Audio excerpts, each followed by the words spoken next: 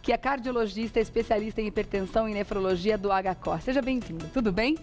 Tudo bem, um prazer estar aqui com vocês. É verdade que 30 milhões de brasileiros hoje sofrem com esse problema, é um número bem expressivo, né? Você sabe que no Brasil nós temos em torno de 300 mil mortes por ano por doença cardiovascular, ataque cardíaco ou derrame cerebral. Desses atestados de óbito, 80% está escrito lá que o que levou a isso foi a pressão alta. E a população é em torno de 30% a 35% da população adulta no Brasil tem pressão alta e nem sabe que tem direito. E é uma doença, então, que tem preferência por uma faixa etária específica? A hipertensão ela é uma doença genética, existe geralmente uma história familiar, só um percentual muito pequeno que é uma causa secundária, que não é o que a gente vê no dia a dia, mas aquilo que a gente vê no dia a dia geralmente é uma história da mãe, do pai, alguém da família que tem hipertensão. Aí é mais fácil a pessoa desenvolver hipertensão dependendo do estilo de vida que ela leva. Ou seja, você pode nascer com a predisposição genética, familiar, ter ou não ter a doença mais cedo ou mais tarde, mais grave ou não, vai depender do teu estilo de vida. Então, as condições de vida que a pessoa leva, exercício físico, alimentação, os hábitos, né, que a pessoa tem no dia a dia, vão determinar se ela tem ou não. Inclusive, são esses hábitos que são a causa dessas causas secundárias que você comentou? Não, as causas secundárias de hipertensão é em torno de 3%. É o indivíduo que pode ter um nódulo numa determinada glândula que produz substâncias que aumentam a pressão, a gente identifica, trata, um estreitamento da artéria do rim. Essas são as hipertensões secundárias.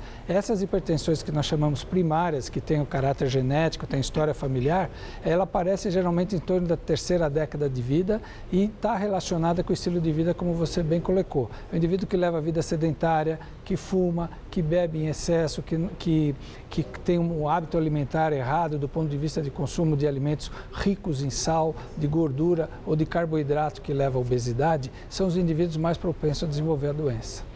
Por isso que é sempre importante a gente prestar atenção quando os profissionais da saúde dizem que hábitos saudáveis de vida, né, realmente é tudo para a gente ter uma vida muito melhor e deixar tantas doenças longe da gente, né? A hipertensão também que pode trazer outras complicações, a gente tem que dar devida importância, porque também é uma doença silenciosa. Silenciosa. Não tem sintomas na maioria das vezes. É o inimigo silencioso, né? Você não sabe que tem e de repente o primeiro sintoma pode ser um derrame cerebral, um ataque cardíaco e assim por diante.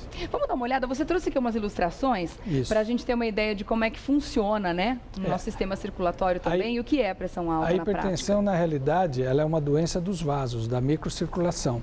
E ela afeta o coração, o rim, o cérebro, a retina, que é o nosso globo ocular, e aqui é um exemplo da hipertensão afetando o cérebro. Aqui o cérebro, ele pega uma artéria do cérebro, ela sofre por causa da hipertensão, essa parede do vaso, ela se espessa, fica hipertrofiado, e isso facilita a coagulação de sangue nessa região. E o que acontece? O vaso vai formando a placa de ateroma, que é aquilo que leva ao quadro que a gente chama de angina ou ataque isquêmico cerebral, e isso vai formando o coágulo de sangue até que obstrui. Quando obstrui, você tem o acidente vascular cerebral, popularmente conhecido com o nome de derrame cerebral, né? Esse é o quadro que a gente tem no cérebro. Tem mais um videozinho também para a gente mostrar mais uma ilustração? O aspecto da vista, que muita gente não associa hipertensão com problema na visão.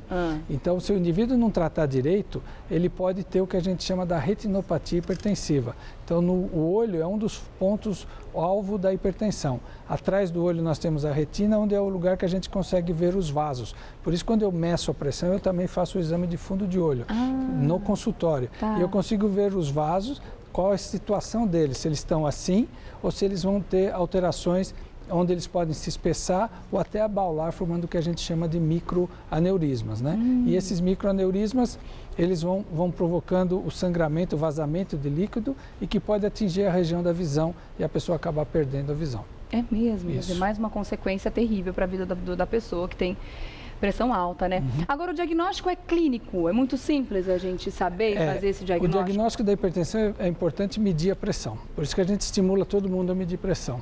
Por isso que você trouxe um aparelho hoje aqui no estúdio, o Leãozinho já está prontinho aqui no nosso cantinho da fofoca. Vamos ver se está tudo em cima ou se o Leão está precisando de um puxãozinho de orelha, né, doutor? Eu sou hipertenso, né? Você é, né, Leão? Você já faz o controle? Já faço controle. Com medicação? Com medicação. É importante quando for medir a pressão arterial que não se leve em consideração a primeira medida. Porque geralmente eu sempre digo que a pior medida é do consultório do médico, né? Por isso hoje existem métodos que a pessoa chega já naquela ansiedade, né? Que a gente pode monitorizar a pressão por 24 horas. É um aparelhinho que a gente liga, a pessoa leva para casa e a gente consegue ver a pressão dela dormindo, acordando. São situações onde eu associo com o menor risco. Quando você dorme, a pressão tem que cair. Pressão que não cai com o sono coloca o indivíduo sobre um risco maior de ter um problema cardiovascular. Mas aqui o Leãozinho está tranquilo, está sentado já faz um tempo, braço apoiado, isso é o ideal, né? Eu vou medir a pressão. Enquanto a gente mede, ele não pode falar, só nós dois que podemos falar. A gente pode conversar. Que a conversa acaba modificando a pressão. E aqui está medindo a pressão arterial. É interessante que a pessoa que tem hipertensão tenha um aparelhinho em casa para fazer aferição, ou esses aparelhos têm uma margem de erro grande que pode assustar ou deixar a pessoa mais aparelhos tranquila? Geralmente eles são calibrados. O grande problema desses que eu estou medindo agora, que é o aparelho automático, esse aparelho automático, se ele descalibrar, ele não dá calibragem, ele recalibragem. Deu um erro aqui porque o bracinho dele está o braço dele está um pouquinho Deixa eu só dar uma fora do lugar aqui. Acho que agora vai, Leão, vamos ver. Você estava dizendo que os eletrônicos são mais fáceis de... Se ele perder a calibragem, fica mais difícil de calibrar. Mas geralmente eles são calibrados pelo Inmetro, tem uma confiabilidade. Existem esses aparelhos do braço e existe do pulso. O do pulso, ele dá mais erro do que o do braço. Porque ele depende do posicionamento do braço em direção ao coração, a dobrar o braço pode falsear a medida e assim por diante. Você falou, recomenda-se medir pressão em casa? A gente recomenda que todo mundo tenha pelo menos uma vez por ano a sua aferição de pressão para identificar se a pressão está alta ou não. Numa vez que eu fiz o diagnóstico, eu indico o paciente medir em casa dependendo do perfil do paciente. Existem pacientes que medem a pressão direitinho em casa, não tem problema. Tem outros que medem a pressão está um pouquinho mais alta, ele entra em pânico. Mede de novo, está mais alto ainda, aí ele vai parar no pronto-socorro. Então esse paciente é importante que ele não faça isso sozinho. Não meça a pressão, que ele vai em algum lugar para medir a pressão. Tem que ter alguém do lado ali para deixar essa pessoa um pouco mais calma. Agora, tem algum período do ano ou uma estação do ano que é melhor ou pior para o hipertenso? A gente diz que é pior para o hipertenso geralmente o inverno. Por quê? Primeiro, por causa do estilo de vida. No inverno você faz menos atividade física e no inverno você come mais. A gente come mais comida gordurosa, inclusive. Parece que o corpo pede isso. Gordurosa e rica em sal. 76% do sal que você come vem dos alimentos industrializados. Que legal. Esse menino aqui está com a pressão muito bem controlada. Que maravilha, Leão. Ele toma o seu remedinho direitinho, eu não sei se dá para ver aqui. 11 por 6, né? Está com a pressão 117 por 67, ou a gente chama 11,7 por 6,7. Está muito bem controlada a sua pressão. Beleza, pelo menos aqui. Eu não sei como está à noite, eu não sei como é que está ao despertar. Está fazendo a lição de casa direitinho. Mas está com a pressão direitinho. Então, como eu falei, 76% do sal está nos alimentos industrializados. Então, muito paciente fala, mas eu não ponho sal na comida. Mas não é esse o sal. O sal importante é o sal que vem naquilo que a gente come no dia a dia. No pão, no queijo, nos enlatados, nos envidrados, nos embutidos. Então, tudo isso vem com um teor de sal muito grande. Só para você ter uma ideia, isso que eu acho para a população importante, aprender a ler rótulo de alimentos quando vai no supermercado. Então, você vai pegar um pão, pega um pão com baixo teor de sal, mas não vem escrito sal, vem escrito sódio. Sódio é 40% do sal.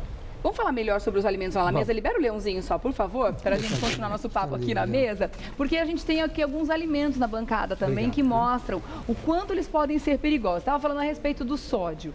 Agora, uma dúvida que eu tenho.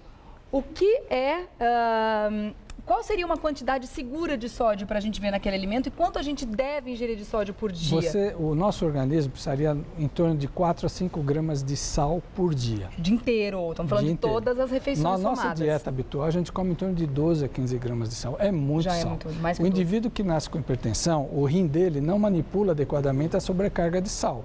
Então, se ele tiver uma sobrecarga de sal num final de semana, por exemplo, ele vai demorar 4, 5 dias para jogar esse sal para fora. Se você tem pressão normal, em 2 dias você joga tudo para fora. Então, por isso que a gente diz que a dieta tem que ser os 7 dias para semana, não é só de segunda a sexta e sábado e domingo pode comer à vontade. Porque você faz num dia... Porque aí você vai ficar hipertenso sempre o tempo todo, entendeu? Reflete no outro. Então, como eu falei, são 4 a 5 gramas de sal e que a gente tem que aprender a ler o rótulo. O que vem escrito é sódio, não é sal. Sódio é 40% do sal. Então, se você pegar um pão, que está escrito lá, 2 fatias de pão tem 160 miligramas de sódio.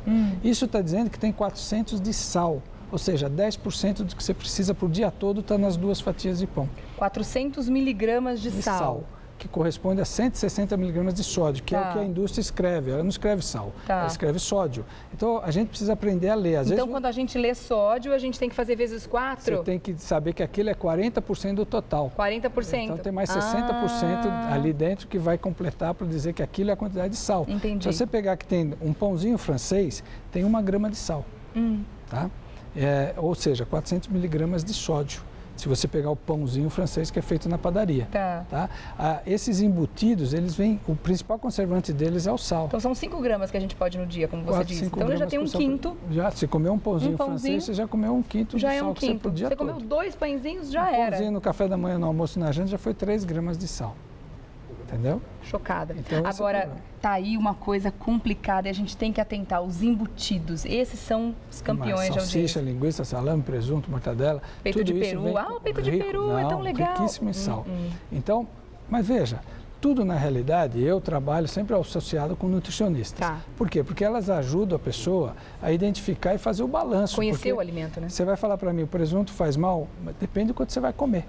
Tudo faz mal dependendo de quanta quantidade. Mas é o equilíbrio, né? O equilíbrio, quando a pessoa consegue atingir essa meta, e por isso está cada vez mais necessário, muito importante que a gente fale sobre alimentação, que a gente converse sobre isso, que a gente entenda, se informe. Quanto mais a gente souber, mais a gente vai conseguir se defender da indústria alimentícia, porque afinal de contas eles não colocam só coisas boas na comida industrializada, infelizmente.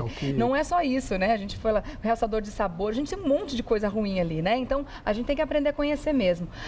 Os enlatados, essas coisas na conserva também são complicadas, né? Palmito você pode comer se você comprar um palmito in natura. Se você comprar em vidro, você bota o dedinho naquela água, você vai ver quanto sal que tem lá dentro. Então, quando a gente tem as coisas in natura, pode. Uma das coisas que mais tem sal é a azeitona.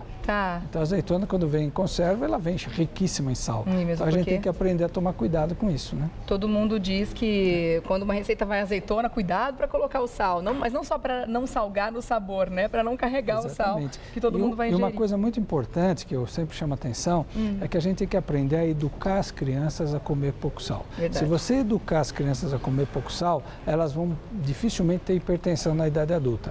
E esse é o problema que a gente tem hoje. Hoje, com toda essa modernidade que nós temos, é mais fácil você dar um dinheiro para o seu filho para comprar um lanchinho na cantina da escola do que fazer o lanchinho para ele levar. Uma grande verdade. Aí ele chega na escola, ele vai comprar o quê? Vai comprar a batatinha, lá vai comprar o hambúrguer, vai comprar ele não vai pedir para uma salada, uma fruta, alguma coisa assim, entendeu? Então é importante a educação em casa para evitar esse tipo de problema. E mesmo esses lanchinhos prontos, né? De repente, eu tomo conta assim, eu vejo a lancheirinha do meu filho, sou eu que faço e tudo mais. Mas também tem que atentar para o que está colocando lá. Não adianta comprar esses pãezinhos prontos, esses bolinhos que são inofensivos, os recheadinhos que parecem inofensivos. Vem com uma embalagem bonitinha, com apelo infantil, etc. Mas é um crime dar isso para criança, muitas vezes, né, doutor? Agora, vamos falar aqui, já comentou dos embutidos, os queijos também são ricos em sódio? Todos os queijos têm muito sal. Exceção feita a ricota ou aquele queijo branco que você compra que está escrito no rótulo sem sal. Todos os outros têm muito sal. Então, num café da manhã que você come pão, queijo e uma fatia de peito de peru e tudo mais, você tem que diminuir a quantidade e prestar muita atenção. Se você tem pressão normal, mesmo para pressão normal, a gente recomenda comer com pouco sal. Por quê? Porque existe a relação nas comunidades onde se come mais sal, tem mais incidência de infarto, de derrame. Então, se você educar a população geral a comer com pouco sal, você vai diminuir muito a mortalidade, não só do hipertenso, mas do normotenso também. E o paladar é uma questão de costume, acostumar, né? Você pode tirar 25% do sal do alimento que o seu paladar não percebe. Só isso daí já teria um impacto muito grande dentro da população. É verdade. E esse molinho está fazendo o que aqui? Não, é que eu tinha dito que, para lembrar que aquilo que a pessoa fala, mas eu não como nada, mas se ela usa ketchup, mostarda, maionese, são tudo coisas riquíssimas em sal. Carregado de sal, né? Vamos entender então essa equação direitinho para as pessoas aprenderem a ler embalagem, porque isso que o senhor falou realmente é uma importância impressionante. Vai ao mercado, aprenda a ler o verso da embalagem. Não é só na validade que a gente tem que atentar. Tem que ver o valor nutricional do alimento, ver a questão das calorias, se você está fazendo uma dieta, etc. E o sódio. Então você disse que são 5 gramas de sal por dia, que equivale a quanto de sódio? É só você calcular que 5 gramas, 40% é o sódio. É 2 gramas de sódio. 2 gramas de sódio no total. 2 a 3 gramas de sódio. Então, se a pessoa não está escrito sal, ela pode fazer o cálculo. Ela vai comprar o pão, ela vê lá. Aqui é 120 miligramas de sódio em 2 fatias de pão. Tudo bem, se eu comer 2 no café da manhã, no almoço e na janta, eu já estou comendo 360 miligramas de sódio. Tá. Mas eu tenho 2 gramas que eu posso comer. Aí ela vai fazer o cálculo. É difícil. Então chegou a 1000 miligramas, 1 grama. É difícil para o dia a dia a pessoa fazer esses cálculos todos. Se você está em casa, lá controlando, é difícil. Mas o trabalhador... Depois fica mais automático, né? Mas a pessoa que trabalha, imagina uma senhora que é diarista, trabalha cada dia numa casa, é muito difícil controlar. O que ela tem que aprender é o seguinte, bom... Aqui hoje você me ofereceu pão com presunto, o que eu vou fazer? Em vez de eu comer o pãozinho inteiro, eu como metade, ponho alguma fatia só de queijo, não ponho 2, 3, presunto um pedacinho. E maneira um pouco mais tiro uma outra refeição. Tiro a gordurinha do presunto de volta e maneira na refeição.